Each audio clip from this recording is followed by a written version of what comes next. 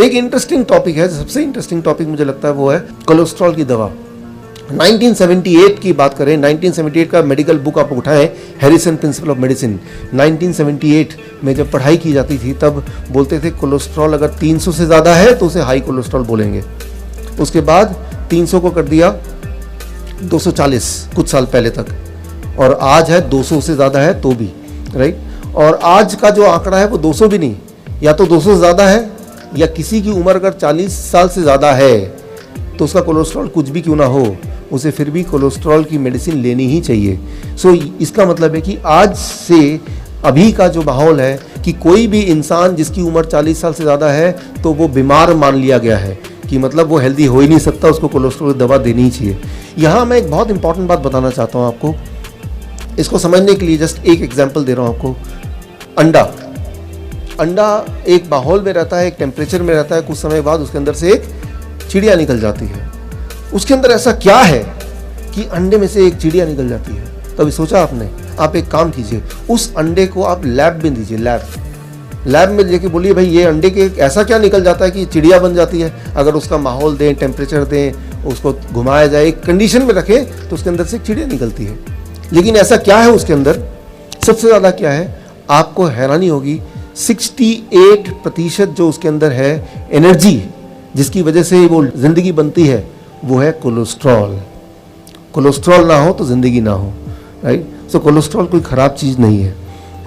आपके बॉडी में बाल लंबे होते हैं, स्किन बदलती है, नाखून बदलते हैं, खून भी हर 3-3 महीने बाद, 4-4 महीने बाद बदल जाता है, राइट। केमिकल रिएक्शन होते हैं। ऐसा कोई केमिकल रिएक्शन नहीं है, ऐसा कोई बॉडी का पार्ट नहीं है जिसके बनते वक्त कोलेस्ट्रॉल की ज़रूरत ना हो।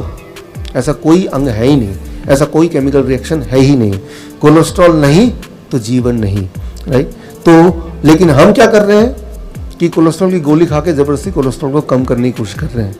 आप गौर करेंगे, जो लोग आप में से कोलेस्ट्रॉल की दवा लेते हैं, दवा लेने के बाद क्या होता है, दवा लेने के बाद दवा लेने का सिलसिला शुरू हो जाता है।